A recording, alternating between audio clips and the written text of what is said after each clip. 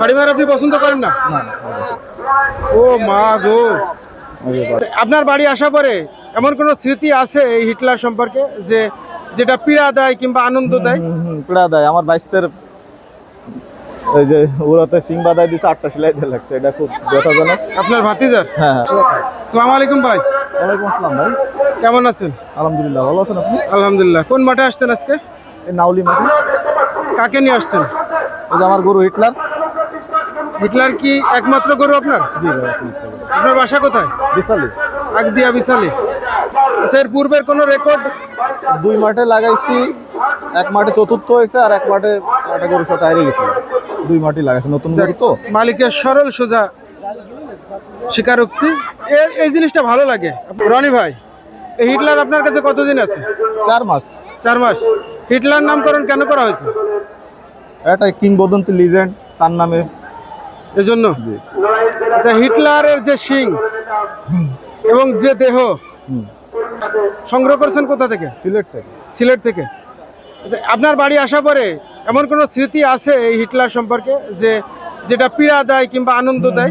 পীড়া দেয়। আমার বাইস্তের ওই যে উড়াতে সিং বাদায় দিছে 8টা সেলাই দিয়ে লাগছে, এটা খুব ব্যথাজনক। আপনার ভাতিজার? হ্যাঁ হ্যাঁ। আজকে আসছে নাকি মাঠে? বাতিতে আছে, এখানে নাই, মানে মাঠে আছে। এটা খুব বেদনাদায়ক বা পীড়াদায়ক।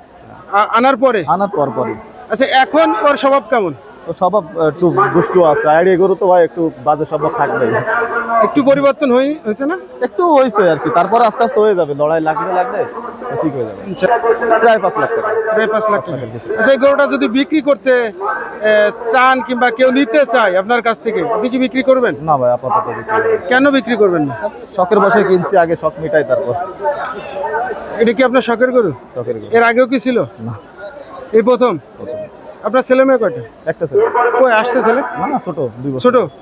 আচ্ছা, এই লড়াই জগৎটা বেছে নিলেন কেন? আপনি তো একজন ভদ্র এবং লড়াই শিক্ষিত লোক। জগতে বেছে নেয়নি তো, তো শখের বসে করা আর কি। আমি তো শখ তো অন্য দিক তো পূরণ করতে পারতেন, লড়াই জগতে এটা আমার ভাইয়েরা, বাইক নিয়ে বাইস্তেরা, এদের সবার প্রিয় আছে ষাঁড়ের লড়াই। আর আমাদের এইদিকের ঐতিহ্য আছে ষাঁড়ের লড়াই আর ঘোড়া দেবো।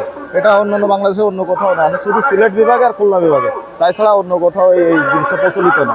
আর এই জন্য এটা আমাদের যেহেতু ঐতিহ্যবাহী একটা অনুষ্ঠান, এটা একটু শখের বিষয় হবে আর কি। এটাকে ধরে রাখতে হবে। খুলনা বিভাগের বর্তমান সময়ে জনপ্রিয় হয়ে উঠেছে ষাঁড়ের লড়াই, যেটা সকল বিনোদনের থেকে সবার উপরে। এত দর্শক আপনি অন্য কোনো অনুষ্ঠানে পাবেন না ইনশাআল্লাহ। এখন যে পরিমাণ দর্শক আছে, মাঠে আপনি ঘুরে দেখতে পারবেন যে পরিমাণে দর্শক আছে, অন্য কোনো অনুষ্ঠানে এরকম দর্শক আসে না, যে ষাঁড়ের লড়াইতে যে পরিমাণে দর্শক আছে। আচ্ছা, হিটলার নিয়ে আপনি কেমন আশাবাদী আজকে? ইনশাল্লাহ দেখা যাক কি অবস্থা, কি করে। আর পশু তো, এটা নিয়ে বড়াই করা ঠিক না। ওই ভালো জানে ও কি করবে, আমার ইজ্জত রাখবে কি খাইয়ে দেবে, ওই ভালো জানে। আপনার যে যে সুন্দর সুন্দর কথা, আপনার একেবারে সহজ স্বীকারোক্তি যাকে বলে, অনেকে অনেক রকম দাপট দেখায়, আমার গরু এ করবে ও করবে, দাপট দেখায় ভাই, এটা চ্যালেঞ্জ করে। চ্যালেঞ্জ করা এরকম কোনো না, কখনো কারো চ্যালেঞ্জ করা যাবে না ভাই। ওটা হচ্ছে পশু ভাই, আর আমরা মানুষকে চ্যালেঞ্জ করা যায় না। পশু দিয়ে মানুষের সাথে, অন্য গরুর সাথে চ্যালেঞ্জ করা তো মোটেও আদৌ ঠিক না। কারণ ওই জানে ও কি করবে, ওর ভিতরে তো আমি নাই।